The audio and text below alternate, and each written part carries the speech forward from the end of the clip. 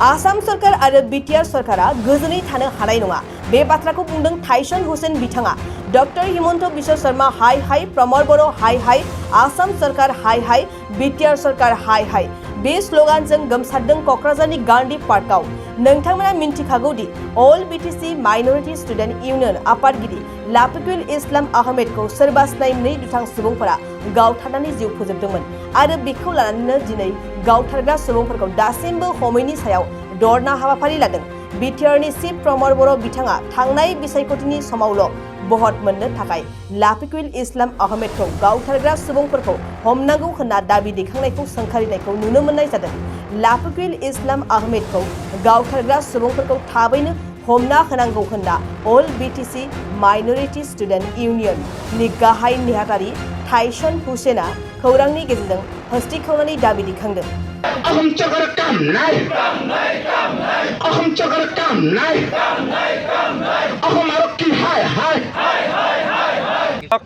আজি ABMSU কেন্দ্ৰীয়ভাৱে কোকৰাঝাৰ চহৰৰ মাজমজিয়াত ABMSUৰ প্ৰয়াত সভাপতি ছৈয়দ লাফিকুল ইছলাম আহমেদৰ হত্যাকাৰীক গ্ৰেপ্তাৰ বিটিচিৰ ভূমি সমস্যা সমাধান আদিকে বিভিন্ন শৈক্ষিক সমস্যা সমাধান গোষ্ঠী সংঘৰ্ষৰ ক্ষতিগ্ৰস্ত পৰিয়ালসমূহৰ ক্ষতিপূৰণ আজি 4 দফীয়া দাবী লৈ আমি আন্দোলন কাৰ্যসূচী লৈছোঁ। মূলতঃ আজি ABMSUৰ প্ৰয়াত সভাপতি ছৈয়দ লাফিকুল ইছলাম আহমেদৰ হত্যাকাণ্ডৰ যি 5টা বছৰ কৰিল যোৱা 1 আগষ্ট তাৰিখে আমি গুৱাহাটী মাছখোৱাত ছাত্ৰ সংহতি দিৱস অনুষ্ঠিত কৰিছিলোঁ। সেইদিনে আমি এই কাৰ্যসূচী ঘোষণা কৰিছিলোঁ আৰু আজি আমি স্পষ্টভাৱে আপোনালোকৰ জৰিয়তে এটা কথা ক'ব বিচাৰিছোঁ যে অসমৰ এক বলিষ্ঠ সংখ্যালঘু ছাত্ৰ নেতা লাফিকুল ইছলাম আহমেদক এখন কোকৰাঝাৰ চহৰত বাছবুজিয়া দিন দুপৰতে গুলীয়াই হত্যা কৰিছিল। হত্যাকাণ্ডৰ পিছত ধাৰাবাহিক আন্দোলনৰ পিছত হত্যাকাণ্ডৰ তদন্ত প্ৰক্ৰিয়া CBIলৈ হস্তান্তৰিত হ'ল। CBI 4টা বছৰ পিছত 2021 চনৰ 2 আগষ্ট তাৰিখে 3জন হত্যাকাৰীৰ নাম ঘোষণা কৰিছিল। ডিংকুৰ মুছাহাৰী, ভদ্ৰেশ্বৰ বসুমতাৰী আৰু ৰূপা বৰ্মা। এই 3জন হত্যাকাৰীক আজি তাৰিখলৈকে কিন্তু চৰকাৰে গ্ৰেপ্তাৰ নকৰিলে। আমি আচৰিত হৈছোঁ যি 3জন হত্যাকাৰীৰ নাম ফটো ঠিকনা সকলোখিনি CBIৰ হাতত অসম চৰকাৰৰ হাতত মজুদ আছে, গৃহ বিভাগৰ হাতত মজুদ আছে, কিন্তু এই 3জন হত্যাকাৰীক কিয় গ্ৰেপ্তাৰ কৰিব পৰা নাই আমি আচৰিত হৈছোঁ। যি সময়ত লাফিকুল ইছলাম আহমেদৰ হত্যাকাণ্ডৰ ঘটনা সংঘটিত হৈছিল সেই সময়ত এটা কথা সৰ্বত্ৰে চৰ্চা হৈছিল যে হত্যাকাণ্ডটো এক ৰাজনৈতিক হত্যাকাণ্ড আৰু আজি আমি স্পষ্টভাৱে কৈছোঁ যে এই হত্যাকাণ্ডটো সঁচাকৈ এক ৰাজনৈতিক হত্যাকাণ্ড আৰু এই হত্যাকাণ্ডৰ লগত চৰকাৰী পক্ষৰ এক শক্তিশালী চক্ৰ জড়িত হৈ আছে নেকি বুলিও আজি আমি প্ৰশ্ন উত্থাপন কৰিছোঁ। অসমৰ মাননীয় মুখ্যমন্ত্ৰী ডক্টৰ হিমন্ত বিশ্ব শৰ্মা আৰু BTC চিফ প্ৰমোদ বড়ো ডাঙৰীয়াই স্পষ্টভাৱে কৈছিল যে BTCত বিজেপি বা UPPL আদি চৰকাৰ আহিলে হত্যাকাৰীক গ্ৰেপ্তাৰ কৰা হ'ব, কিন্তু BTC নহয়, অসমত নহয়, আজি সৰ্বত্ৰ দেশতে কিন্তু বিজেপি নেতৃত্বাধীন চৰকাৰ, সেই বিজেপিৰ লগত এলায়েন্স হিচাপে UPPL ৰাজনৈতিক দলো আছে, কিন্তু যিজন মুখ্যমন্ত্ৰী ডাঙৰীয়াই স্পষ্টভাৱে কৈছিল যে হত্যাকাৰীক চিনাক্ত হৈছে শীঘ্ৰে গ্ৰেপ্তাৰ কৰা হ'ব, সেইজন মুখ্যমন্ত্ৰী ডাঙৰীয়া আৰু প্ৰমোদ বড়ো ডাঙৰীয়া কিন্তু লাফিকুল ইছলাম আহমেদৰ হত্যাকাণ্ডৰ বিষয়টো লৈ আজি সম্পূৰ্ণভাৱে নিশ্চুপ হৈ পৰিছে। আমি আজি প্ৰশ্ন উত্থাপন কৰিছোঁ সেই যি 3জন হত্যাকাৰীক CBI ঘোষণা কৰিছে নাম ফটো সহকাৰে, সেই 3জন হত্যাকাৰীক চৰকাৰে লুকুৱাই ৰাখিছে নেকি? কাৰণ এই 3জন হত্যাকাৰীক কাৰ দ্বাৰা, কাৰ প্ৰৰোচনাত, কাৰ ষড়যন্ত্ৰত লাফিকুল ইছলাম আহমেদৰ হত্যাকাণ্ড সংঘটিত কৰিলে সেই 3জন হত্যাকাৰীক গ্ৰেপ্তাৰ কৰিলে সকলো জুলুঙাৰ মেকুৰী ওলাই পৰিব, অসমৰ ৰাজনীতি তথা বিটিআৰৰ ৰাজনীতিৰ কোনোবা ৰৌ বৰালি ধৰাত পৰি যাব বুলি চৰকাৰে ভয় খাই আছে নেকি? ABMSUৰ প্ৰশ্ন কৰিছোঁ আজি।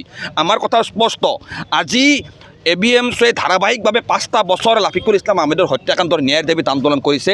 যেতিয়ালৈকে হত্যাকাৰীক গ্ৰেপ্তাৰ কৰা নহ'ব তেতিয়ালৈকে আমাৰ কিন্তু আন্দোলন চলিব। কাৰণ আজি আমি দেখিবলৈ পাইছোঁ অসমৰ মাননীয় মুখ্যমন্ত্ৰী ডক্টৰ হিমন্ত বিশ্ব শৰ্মা আৰু BTC চিফ প্ৰমোদ বড়ো ডাঙৰীয়াই লাফিকুল ইছলাম আহমেদৰ তেজক লৈ কিন্তু ৰাজনীতি কৰি আছে আৰু এই ৰাজনীতি খুবেই নিন্দাজনক। আমি গৰিহণা জনাইছোঁ। এই আন্দোলন আজি কোকৰাঝাৰত হৈছে, পৰৱৰ্তী আন্দোলন গুৱাহাটী দিছপুৰত হ'ব, তাৰ পৰৱৰ্তী আন্দোলন নতুন দিল্লী যন্তৰ মন্তৰত নৱেম্বৰ মাহত আমি ৰূপায়ণ কৰিবলৈ ইতিমধ্যে সিদ্ধান্ত গ্ৰহণ কৰিছোঁ। লাফিকুল ইছলাম আহমেদৰ হত্যাকাৰীক গ্ৰেপ্তাৰ নোহোৱা পৰ্যন্ত অসম চৰকাৰ আৰু BTC চৰকাৰক কিন্তু ABMSUৱে শান্তিত থাকিব নিদিওঁ। তদুপৰি আপোনালোক আটাই জানে যে এই BTC অঞ্চলত ভূমি সমস্যা সমাধান কৰিম বুলি কৈ BTC চিফ প্ৰমোদ বড়ো ডাঙৰীয়াই কিন্তু নিৰ্বাচনৰ সময়ত বিভিন্ন প্ৰতিশ্ৰুতি দিছিল। কেইজন মানুহক BTC চিফ প্ৰমোদ বড়ো ডাঙৰীয়াই ভূমিৰ পট্টা প্ৰদান কৰিলে আজি প্ৰতিবাদস্থলীৰ পৰা আমি প্ৰশ্ন কৰিছোঁ। আমি স্পষ্টভাৱে দাবী জনাইছোঁ যে এই BTC অঞ্চলৰ প্ৰত্যেকটো ভূমিহীন আৰু ভূমিপট্টাহীন পৰিয়ালক শীঘ্ৰেই প্ৰমোদ বড়ো ডাঙৰীয়াই দিয়া প্ৰতিশ্ৰুতি অনুসৰি ভূমিপট্টা আৰু ভূমি প্ৰদান কৰিব লাগে। তদুপৰি 1989 চনৰ পৰা এতিয়ালৈকে BTC অঞ্চলতো বিভিন্ন সময়ত বিভিন্ন ৰক্তপাতজনিত ঘটনাৰ সাক্ষী হৈ আহিছে, কিন্তু এতিয়ালৈকে বিভিন্ন অঞ্চলত বিভিন্ন সংখ্যালঘু পৰিয়াল, বিভিন্ন কোচ ৰাজবংশী পৰিয়াল, আদিবাসী পৰিয়াল, বড়ো পৰিয়াল এতিয়ালৈকে কিন্তু কোনো ধৰণৰ পুনৰ সংস্থাপন পোৱা নাই, ক্ষতিপূৰণ পোৱা নাই। সেই পৰিয়ালসমূহক যি প্ৰতিশ্ৰুতি অনুসাৰে প্ৰমোদ বড়ো ডাঙৰীয়াই ক্ষতিপূৰণ তথা পুনৰ সংস্থাপন ব্যৱস্থা কৰিব লাগে। তদুপৰি আপোনালোক আটাই জানে যে এই BTC অঞ্চলটোত শিক্ষা ব্যৱস্থা কিন্তু একেবাৰে ভয়ালগা অৱস্থাত আছে।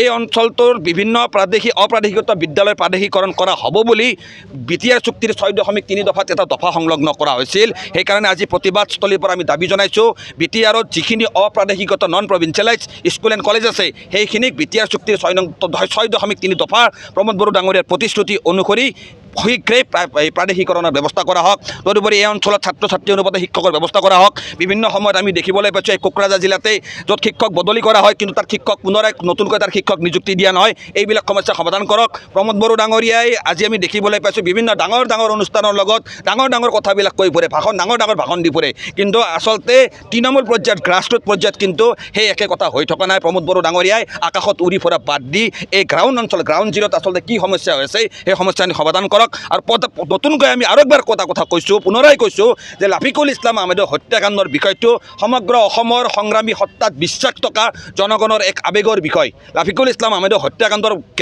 হত্যাকাৰী গ্ৰেপ্তাৰ হ'ব লাগে বুলি অসমৰ সৰ্বস্তৰৰ জনগণে বিচাৰিছে। অসমৰ সংবাদ মাধ্যমক আমি ধন্যবাদ জনাইছোঁ। কোকৰাঝাৰ প্ৰেছ ক্লাবৰ সাংবাদিকসকলক আমি ধন্যবাদ জনাইছোঁ। আপোনালোকে আৰম্ভণিৰে পৰা এই হত্যাকাণ্ডৰ বিষয়টো শক্তিশালীভাৱে উত্থাপন কৰি আহিছে। আমি আকৌ এবাৰ দাবী জনাইছোঁ যে লাফিকুল ইছলাম আহমেদৰ হত্যাকাণ্ডক লৈ ৰাজনীতি নকৰিব। লাফিকুল ইছলাম আহমেদৰ যি 3জন হত্যাকাৰী ইতিমধ্যে CBI ঘোষণা কৰিছে, এই 3জন হত্যাকাৰীক গ্ৰেপ্তাৰ কৰক, নহ'লে আমি ক'বলৈ বাধ্য হ'ম যে অসমৰ মাননীয় মুখ্যমন্ত্ৰী হিমন্ত বিশ্ব শৰ্মা আৰু BTCC প্ৰমোদ বড়ো ডাঙৰীয়াই লাফিকুল ইছলাম আহমেদৰ হত্যাকাৰীক লুকুৱাই ৰাখিছে নেকি বুলি আমি প্ৰশ্ন উত্থাপন কৰিব খোজোঁ। नोंथांनाव हान्थु सिं गोदोना आखाइ आखाइनि आसि सिंस्रि दाफोना सानाय आफादावनि सानाय आथिं मिजुनाय सानाय खर' जरा सानाय आथिं फारनैबो बोलो मोनै जानजि सानानै आथिङाव साहैनाय जायखिजाया गोजामनिफ्राय गोजाम सानाय जादोंब्ला नोंथांमोना जिंगासिनो नांला।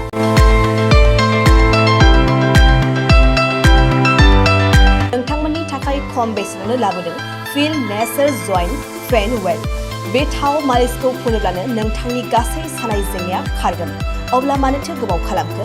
अर्डार आरो गोबां मोनथिनो थाखाय नैबे जानबुं नङाव फन खालाम 9974030738।